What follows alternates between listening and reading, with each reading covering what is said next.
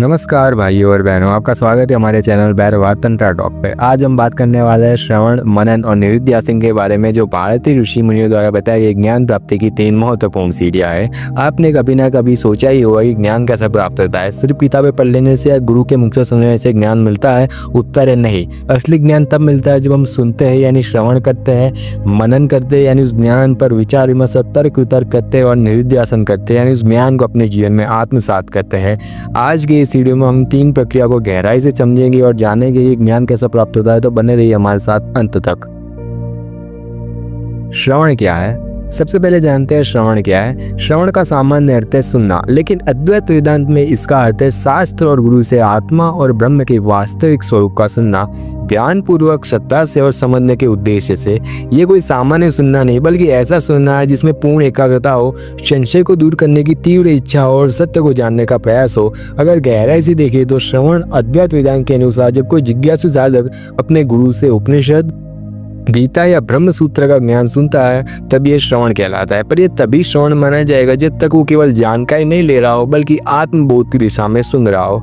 श्रवण का परम लक्ष्य है ये जानना कि मैं शरीर, मन, बुद्धि नहीं, बल्कि शुद्ध चैतन्य आत्मा हूँ। मान लीजिए आप किसी एक आध्यात्मिक सत्संग में बैठे और वहाँ गुरु कहे, तत्त्वमसि, तू वही ब्रह्म है। अब इस वाक्य को 3 तरीके के लोग सुनते हैं। पहला है सामान्य व्यक्ति, अरे ये तो धार्मिक बात है, अच्छा है पर व्यवहारिक नहीं। वह सुन तो रहा है पर श्रवण नहीं कर रहा, वह सिर्फ ध्वनि ग्रहण कर रहा है। दूसरा है जिज्ञासु व्यक्ति, ये बात मुझे समझ नहीं है कि मैं ब्रह्म हूँ, इसका क्या अर्थ है, क्या ये सच है? अगर हाँ तो कैसे? अब यहाँ श्रवण शुरू होता है। वो मन को केंद्रित करता है, वो हर एक शब्द को ध्यान से ग्रहण करता है। तीसरा है आत्मज्ञान का सागर, तत्त्वमसि, इसका अर्थ है मैं वही ब्रह्म हूँ, लेकिन मेरी पहचान शरीर से हो गई है, मुझे इसका विवेकपूर्ण परीक्षण करना है। अब यहाँ श्रवण अपने शुद्धतम रूप में है और यह अब जागृति का प्रारंभ है। अब जानते हैं श्रवण में क्या क्या आवश्यक है। पहली चीज है गुरु, यानी ऐसा व्यक्ति जो स्वयं आत्मज्ञानी हो, शास्त्र को जानता और अनुभव से बोल रहा हो। दूसरी चीज है शास्त्र, यानी उपनिषद, भगवद गीता, ब्रह्म सूत्र जैसे वगैरह वगैरह ग्रंथ जिनमें संपूर्ण ब्रह्म ज्ञान हो। तीसरी चीज है श्रद्धा, अर्थात गुरु और शास्त्र में गहरा विश्वास होना चाहिए। चौथी चीज है एकाग्रता, यानी पूरी तरह से ध्यान देकर सुनना बिना भटके। 5वीं चीज है जिज्ञासा, अर्थात ब्रह्म, आत्मा, मोक्ष, जीव, जगत जैसे विषय को जानने की तीव्र लालसा। भगवद गीता में अर्जुन ने भगवान श्री कृष्ण से कई बातें सुनी, लेकिन वह सिर्फ सुन रहा था। तभी परिवर्तन आया जब उसने श्रवण किया। भगवान श्री कृष्ण ने अर्जुन से कहा, तुम शरीर नहीं आत्मा हो। अर्जुन ने अब केवल योद्धा की तरह नहीं, बल्कि एक जिज्ञासु की तरह आत्मा को जानना शुरू किया। तब वह गीता श्रवण का एक अद्वितीय उदाहरण बन गई। अब आधुनिक उदाहरण के लिए मान लीजिए YouTube पर आप एक अद्वैत वेदांत का वीडियो देख रहे हो, जिसमें बताया जा रहा है कि तुम आत्मा हो, साक्षी हो, बदलने वाला कुछ भी तुम नहीं हो। अब 2 तरीके से सुनने के हैं। एक, आप सुनकर आगे बढ़ जाते हैं, हाँ सुना, जाना, पहचाना, पर यह श्रवण की विधि नहीं। दूसरा, आप रुकते हैं, हर वाक्य को गंभीरता से ग्रहण करते हैं। साक्षी भाव का क्या मतलब है? क्या सचमुच में मैं सिर्फ देखने वाला हूँ? यह दूसरा तरीका ही श्रवण है। पर सवाल है, क्या सिर्फ सुन लेना ही पर्याप्त है? नहीं। श्रवण की प्रक्रिया एक बीज बोने की तरह है। जब तक आप सुनते या पढ़ते हो कि मैं आत्मा हूँ, तो यह सिर्फ एक बीज की तरह है। लेकिन यदि उस पर मनन या निधिध्यासन का जल न डाल जाए तो वो कभी अंकुरित नहीं होता, वो कभी मोक्ष या आत्म साक्षात्कार रूपी वृक्ष बन ही नहीं सकता। इसलिए श्रवण के साथ साथ मनन और निधिध्यासन भी जरूरी है। अब श्रवण में बहुत सारी रुकावटें आ सकती है, जानिए वो कौन कौन सी रुकावटें हैं। पहले रुकावट है मानसिक अस्त व्यस्तता, अर्थात मन इधर उधर भटकता है, एक बंदर की तरह कभी इस विचार पे तो कभी उस विचार पे, इससे ध्यान केंद्रित नहीं हो पाता। दूसरी रुकावट है अहंकार, यानी मुझे सब पता है, ये भाव नया ज्ञान ग्रहण करने नहीं देता। तीसरी रुकावट है श्रद्धा की कमी, अर्थात गुरु या ग्रंथ पर संदेह करना। चौथी रुकावट है भावनात्मक उलझाव, यानी दुख, चिंता, लोभ आदि मन को ज्ञान से दूर रखते हैं। तो श्रवण को कैसे विकसित करें?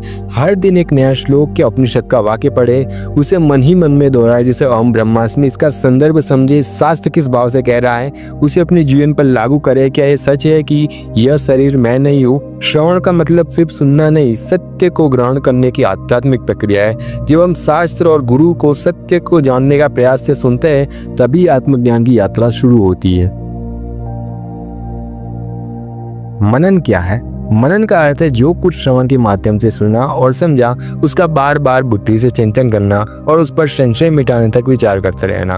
मनन तब होता है जब आप शास्त्र या गुरु से सुनी हुई बातों पर रुक कर सोचते, क्या ये सच है, क्या ये मेरी अनुभूति के अनुरूप है, अगर मैं आत्मा हूँ तो फिर दुख किसे हो रहा है, क्या मैं सच में साक्षी हूँ या ये सब कल्पना है। ये सब प्रश्न मनन का भाग है। अब जानते हैं मनन का उद्देश्य क्या है। श्रवण से मिला ज्ञान परोक्ष ज्ञान होता है जो संपूर्ण नहीं होता, उसमें वे भी डाउट यानी संदेह होता है। मनन करने से यह ज्ञान संशय रहित परोक्ष ज्ञान बनता है। यह ज्ञान निसंदेह होता है। मनन का मुख्य उद्देश्य है कि सुनने में जो बातें समझना है या जिन पर अभी भी संदेह है उनका निवारण करना। उदाहरण के लिए मान लीजिए आपने श्रवण में सुना तुम शरीर नहीं हो, शुद्ध आत्मा हो। अब मनन में आप खुद से सवाल पूछते, मैं शरीर नहीं हूँ, ये कैसे संभव है। शरीर बदलता है, बूढ़ा होता है, मर सकता है, लेकिन मैं हमेशा वही हूँ। बचपन से लेके अब तक इस मैं की निरंतरता क्या है। अगर मैं आत्मा हूँ तो फिर रोता कौन है, दुख मन वो होता है, मन आता जाता है, लेकिन एक गवाह जो सदा रहता है। इस तरह बार बार सोचने से सत्य गहराई में उतरता है। बृहदारण्यक उपनिषद में कहा गया है आत्मा सच्चिदानंद है, ज्ञान से अनुभव नहीं कर सकते, मनन से समझने योग्य है। जैसे कि रसगुल्ले का स्वाद कैसा है वो चखने से ही पता चलता है, वैसे ही ज्ञान को सिर्फ सुनने से पता नहीं चलता, उसका अनुभव करना पड़ता है। यह स्पष्ट करता है कि श्रवण के बिना ज्ञान नहीं और मनन के बिना वो ज्ञान टिकता नहीं। अब वैज्ञानिक दृष्टिकोण से समझिए। मान लीजिए आपने विज्ञान का सिद्धांत सुना कि पृथ्वी सूरज के चारों ओर घूमती है। आपने सुन लिया, ये श्रवण है। अब आप सोच रहे हैं लेकिन मुझे तो लगता है सूरज पृथ्वी के चारों ओर घूमता होगा। फिर आप विचार करते हैं, तर्क लगाते हैं और प्रमाण खोजते हैं। यही मनन है। जब तक आपका संदेह मिट नहीं जाता तब तक आप सोचते रहते हैं। फिर आपको आखिरकार में पता चल जाता है कि पृथ्वी सूरज के चारों ओर घूमती है। मनन को गहराई से करने के 4 चरण हैं। श्रवण के बाद एकांत में बैठना, शांति से सुनी हुई बातों को मन ही मन में दोहराना, सवाल करना, मैं कौन हूँ, मेरा स्वभाव क्या है, विरोधाभास स्पष्ट करना, अगर मैं आत्मा हूँ तो भय क्यों होता है, तर्क वितर्क से समाधान खोजना, अपने अनुभव और शास्त्रों की रोशनी में उत्तर खोजना। अब एक जीवंत अनुभव से मनन को समझिए। मान लीजिए आप किसी पार्क में टहल रहे हैं और अचानक मन में विचार आता है, क्या ये सब बदलता है, क्या मैं शाश्वत हूँ। आप पौधों को, बच्चों को, अपने शरीर को देखते हैं, ये सब बदल रहे हैं, लेकिन एक दृष्टा जो सबको देख रहा है वो नहीं बदला। अब आप उस दृष्टा को पहचानने की कोशिश करते हैं। यही मनन की यात्रा है। बाहर की दुनिया आपके विचार का साधन बन जाती है। मनन में बाधाएं क्या हो सकती है, चित्त की चंचलता यानी मन एकाग्र न होना, हिरनी की बात ही कभी इस विचार पर तो कभी इस विचार तक भागते रहना, संशय का पुरुषाना, बार बार नए संदेह उठना, तर्क का अहंकार यानी शास्त्रों से ज्यादा अपनी सोच को सर्वोच्च मान लेना, दुनिया के जंजाल में से समय न निकाल पाना और व्यस्तता में खोज जाना। अब जानते हैं मनन को कैसे विकसित करें। एक डायरी रखें, उसमें हर दिन सुने हुए सत्य को सवाल और उत्तर लिखे। फिर मोबाइल फोन के नोट्स का भी उपयोग कर सकते हैं। प्रतिदिन 15 से 30 मिनट एकांत में चिंतन करें। शास्त्रों के भाष्य पढ़े, जैसे आदि शंकराचार्य, स्वामी चिन्मयानंद, रामकृष्ण परमहंस, गुरु से शंका समाधान करें। मनन में शास्त्रीय मार्गदर्शन से संदेह दूर होते हैं। मनन का फल है ज्ञान में दृढ़ता बढ़ती है। अब कोई कहे कि तू आत्मा नहीं है तो भी आपका विवेक डगमगाएगा नहीं। बिना मनन के ज्ञान ऊपर ऊपर रहता है। श्रवण समय ज्ञान का बीज देता है। मनन उस बीज को जड़ों में समाता है और संशय को समाप्त करता है, विश्वास को दृढ़ बनाता है। मनन ही वह प्रक्रिया है जो श्रवण से सुने हुए सत्य को अपने सत्य में बदल देती है।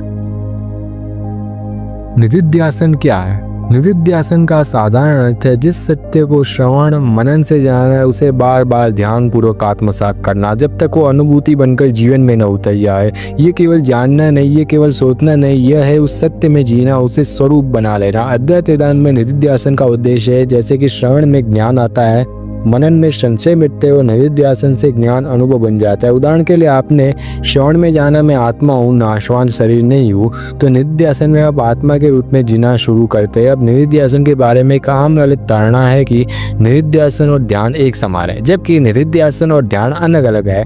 आइए जानते हैं कि निधिध्यासन और ध्यान में क्या अंतर है।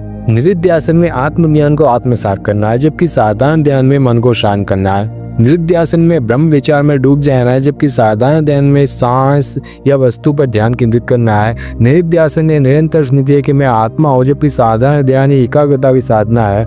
निधिध्यासन ज्ञान पर आधारित है और साधारण ध्यान मन पर आधारित है। इसीलिए निधिध्यासन और साधारण ध्यान से गहरी अवस्था है। यह केवल अभ्यास नहीं बल्कि स्वरूप में स्थित होने की साधना है। बृहदारण्यक उपनिषद कहता है आत्मा को देखो सुनो, सोचो और फिर उसमें स्थित हो जाओ।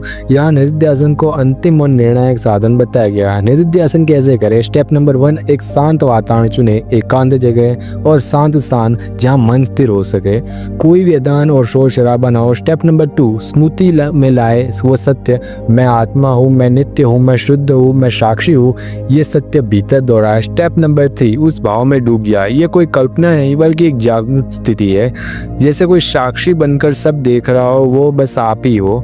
स्टेप नंबर 4, उसमें टिके रहे। जब भी विचार आए तो उसे साक्षी भाव से देखे, बार बार आत्मश्रुति में लौटे। अब एक सरल उदाहरण से समझिए। मान लीजिए आप ध्यान में बैठे हैं, धीरे धीरे विचार आता है, मैं देखने वाला हूँ जो सब कुछ बदलते हुए देख रहा है, लेकिन मैं खुद नहीं बदलता। अब आप यह सोचते नहीं कि मैं इसमें स्थित हो जाते हैं। आप दुनिया, शरीर, विचार इन सबको आते जाते देखते हैं, लेकिन खुद जैसे एक शुद्ध शांत गवाह बन जाते हैं। यही निधिध्यासन है। निधिध्यासन में क्या बाधाएं हो सकती है, उसके समाधान क्या है? पहली बाधा है विचारों की अधिकता। इसका समाधान है गहरी सांस, साक्षी भाव और अभ्यास।